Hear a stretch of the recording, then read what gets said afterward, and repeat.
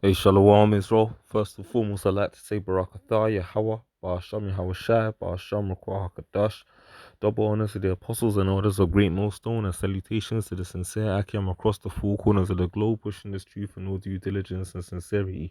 For all intents and purposes, I conducted a opinion poll, if you will, just pretty much gauging where the populace is at in regards to their conformity. And I asked the question: if the current financial system collapsed and you needed a R.F.I.D, you know what, to transact or for ID purposes, would you receive one? Yeah, I'll read it again. If the current financial system collapsed and you needed an R.F.I.D, you know what, to transact and for ID purposes, would you receive one? At the time of asking, which was about last week, Friday, I believe it was roughly, but basically pretty much less than 7 days ago, um, 17% of people said yes. I believe that was about 3 to 4 respondees, and 83% of people that took part in the poll I put up online responded no. So 17% of people said that they would take the revelations to the 13 to 16, even though some of them are probably ignorant and don't know what it is, whereas 83% of them said that they wouldn't. Now, hey, the elder brother Rukai Kwam, and he verified it, and I was thinking the exact same thing. These people say that now, but they're faithless dogs. Wait until they start getting hungry. Wait until their wife and their children are complaining about the fact they haven't eaten in 2 days and there's no water to drink and they have no faith and they think that God's forsaken them. Wait until the blackouts start happening and the internet gets shut down and it's the middle of winter and there's no heating and no one's eating food. Wait until the martial law troops are on the roads, kicking in doors, worse than they did with the Rona. And then we're going to see whether 83% of people on average still decide that they're not going to take the Revelations 13 to the 16. You see, because ultimately, man, that is the time of Jacob's trouble, man, that the scripture speaks about. You see, we're going into a time like none other, man, that has never been since there was a nation upon the face of the planet Earth. This is the book of Daniel's, the 12th chapter, right? And it's speaking about the end times when the Lord's going to have to come back with the archangels to defend Israel. Daniel 12 and 1. And at that time shall Michael stand up, Mayaka Allah, godlike, man. The great prince which standeth for the children of thy people, like God is what Michael means. And there shall be a time of trouble, such as never was since there was a nation, even to that same time. And at that time thy people shall be delivered, every one that shall be found written in the book. Why is there going to be a time of trouble such as none else? Because you've got the devil ruling the earth by the sword. And he's not only going to defend his wicked kingdom unto the very bitter end, but ultimately as well, this man has amassed warfare on a whole entire different level, man, to the point where he's weaponized everything, that even the air and the weather itself, man. He's created technology that he can use to harness earthquakes, thunderstorms. He's got the water that you drink weaponized against you. He's using plastic to store your drinking water and drinks in general. Water, like back in the ancient world, look at the time of Gideon. Water was so pure you could have an army that drink from a stream, an entire army, and no one would get sick and they'd still be in condition to fight. Can you imagine people going to the Thames and doing some shit like that? You drop dead instantly from poisoning, man. But this is what I'm saying. Esau likes to push that bullshit about how his societies are progressive and they're moving forward, when in fact people are regressive, man. People were so clean. You used to be able to go to a brook and drink from it. Remember that, man. During the time of Gideon, the Lord set out the variation between the way that the different men drank, and then Gideon ultimately took the 300 men, you know, um, that the Lord had apportioned onto him into war, but ultimately they were still able to drink from the brook. You can't do that anywhere on the planet Earth right now, because the Earth is not, unless you're at the mountaintop, like right by the filtered water, man, where the rocks and that. But ultimately speaking, on the average, 9 out of 10 times, you can't do that because the Earth is polluted under the inhabitants thereof. And you see, the digital all known as the R.F.I.D, is going to be the capping stone on this man's empire. This is Revelations 13, and I'm going to go straight to the point in verse 15 and on down. And he had great power to give life unto the image of the beast, that the image of the beast should both speak and cause that as many as would not worship the image of the beast should be killed. So this man is going to push things to a point where literally, man, you got to be down with a program where you're getting taken out, man. That's the level of devil that we're dealing with.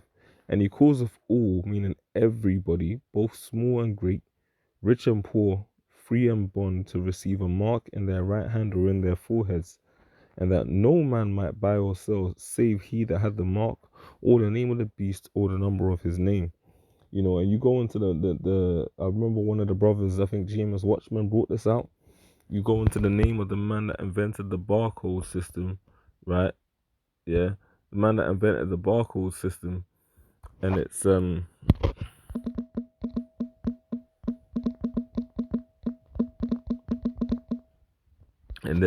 he's got three names with 6 syllables in each of them. I don't think it's this individual right here. It was another guy.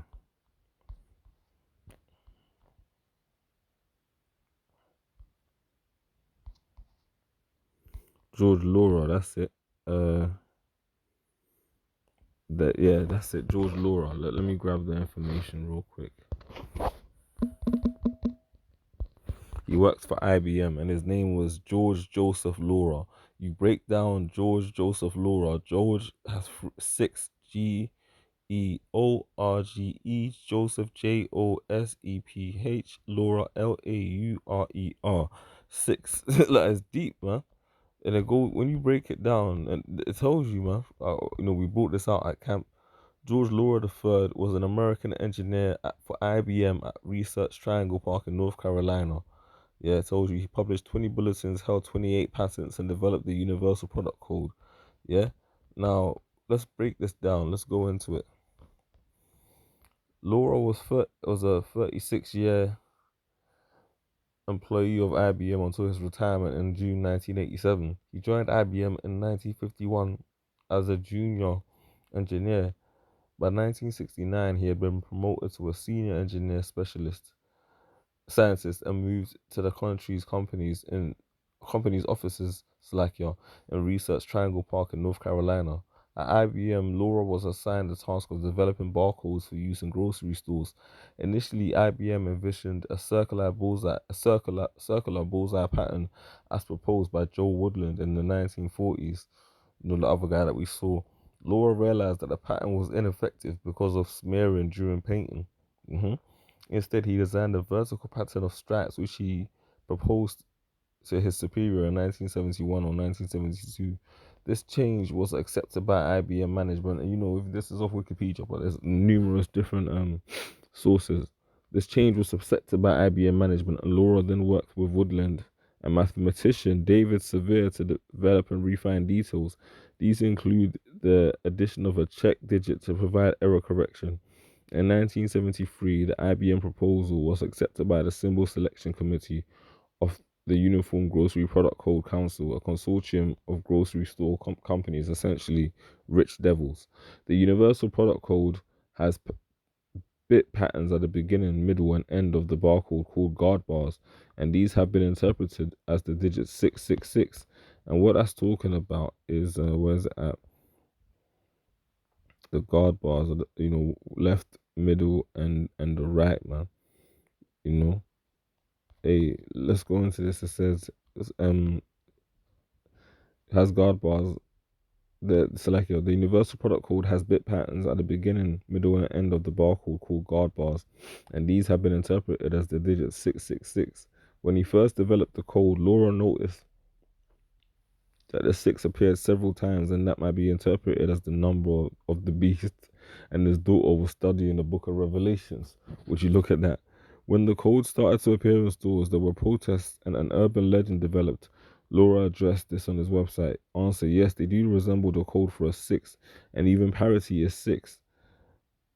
Anyway, one module wide black bar, one module white space, one wide black, 4 module, whatever. But ultimately speaking, He acknowledged the fact that the universal product code that we use today has the numerology in it, man. You see, this Bible is deep, man. It's heavy and it's spiritual. That his name is George Joseph Laura, 666 in the numerology of his name. Yeah, it says here is wisdom.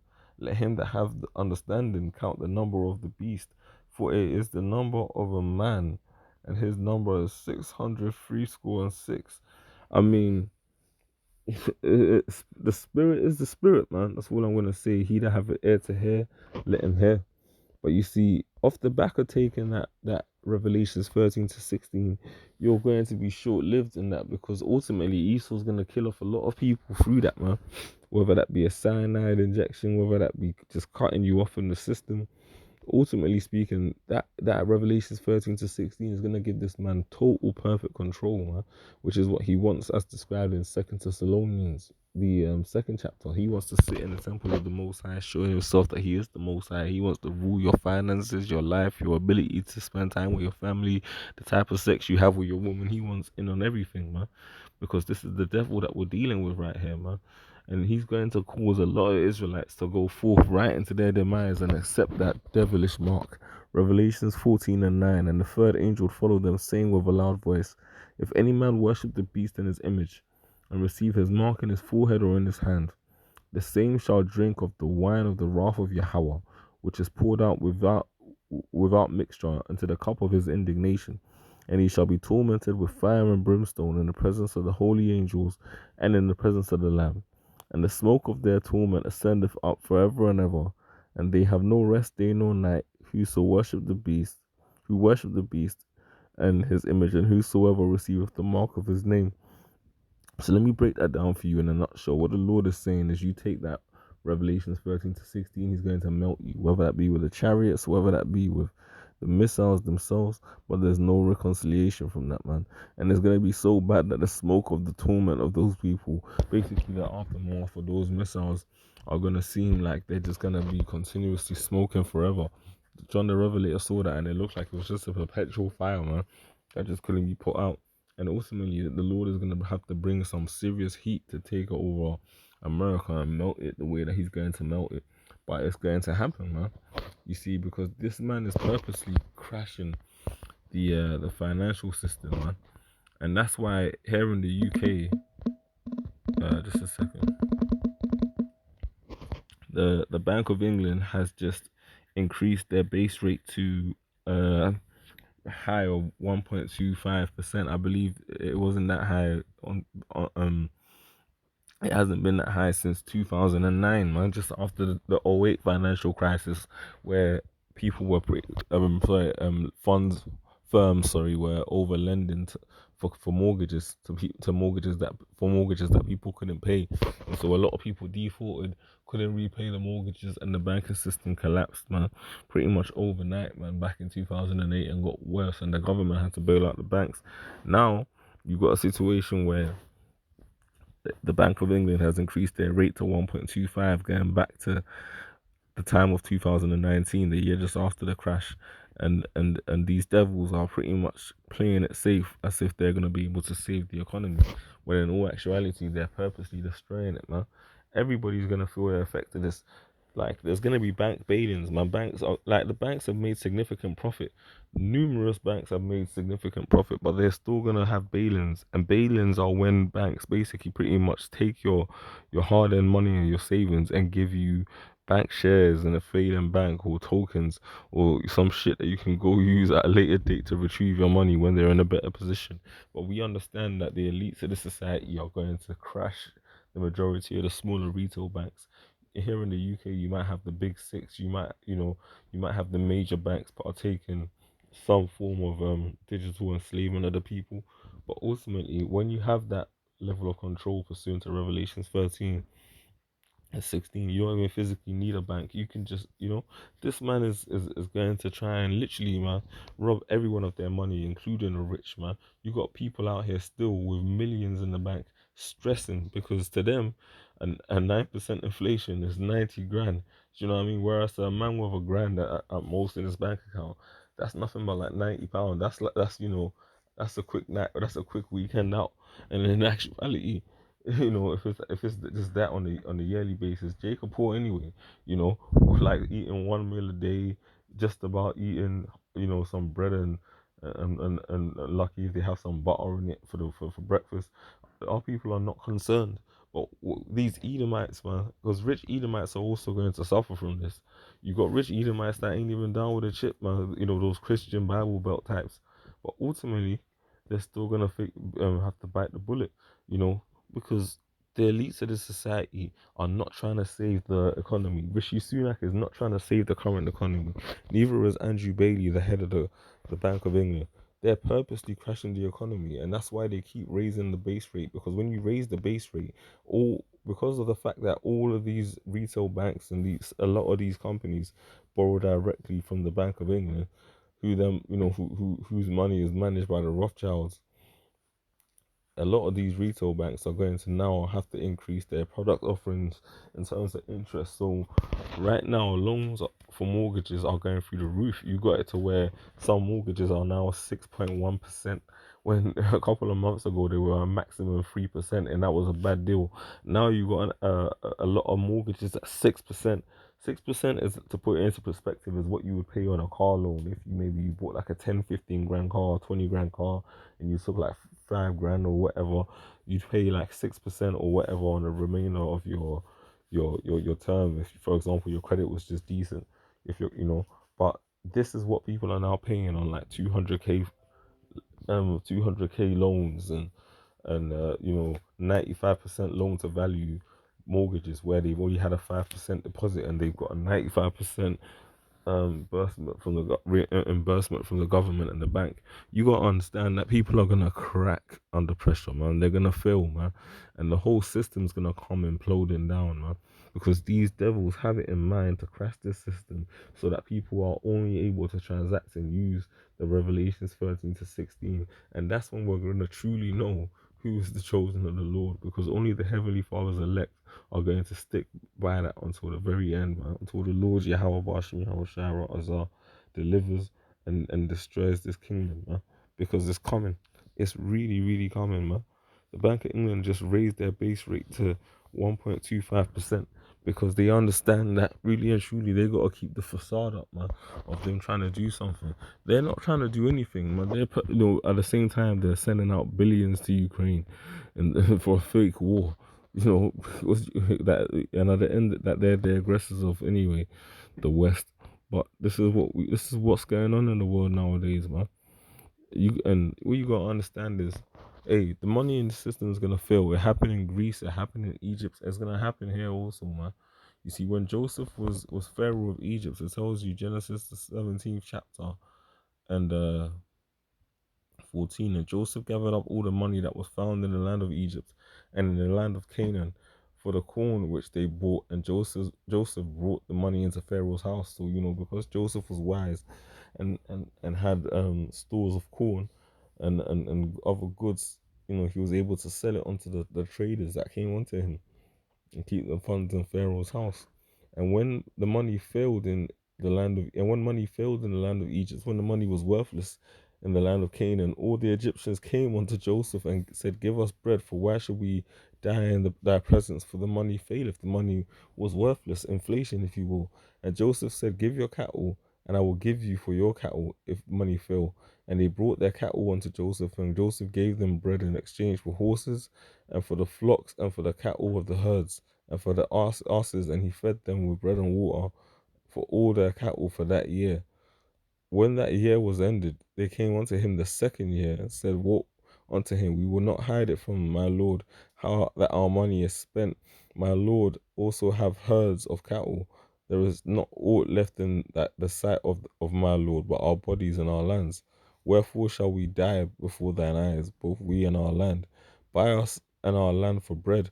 Hey, they said, we'll sell ourselves into slavery, and we and our land will be servants unto Pharaoh, and give us seed that we may live and not die, that the land be not desolate. You see, so these people sold themselves into slavery, then back into the book of Genesis onto Pharaoh's kingdom, man, that Joseph was ruling over.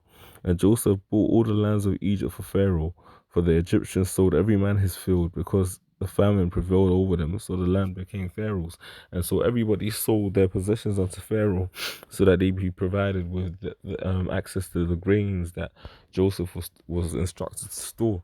You see, man, that back in ancient Egypt, the whole currency system was fucked, and it wasn't fit for purpose. In this society right now, it's the same old thing, man, with that fiat based currency. That's why it's important to make sure before anything, before you invest in index funds, before you try and outsmart the devil and come and try and figure out when Ethereum and Bitcoin are gonna blow up. There's nothing wrong with all of that, but you gotta make sure you have faith in Yahweh Bashim Yahweh Shai Bashim Kwakadash as the principal thing, because the Lord has given us examples of everything in the scriptures, including when financial welfare for most people didn't matter, because as it is written, riches profit not in the day of wrath. The Lord is about to bring judgment, man. He's about to bring tests. We're in the time of Jacob's trouble. The doors are opening and shit is about to get real, man. No food, no nothing, unless you got the Revelations 13 to 16. That's what we're gonna need. And Yahweh Bashim Yahweh Shai Ratazar have the Lord's power over us, so that we're able to manipulate everything that we need to manipulate in our ways, man. Because I'm telling you, man, judgment is on its way, and only the elect of the Lord, Yahweh Bashim Yahweh Shai Bashim Kwakadash, are gonna make it through this. So I mean, I hope this lesson has been edifying, and until the next time I say Shalom, Yahweh Bashim Yahweh Shai Bashim Kwakadash Barakatham Kwam Yashala. So like Yahweh Bashim Yahweh Bashim Yahweh Shai Bashim Kwakadash Barakatham Kwam Yashala. Shalom.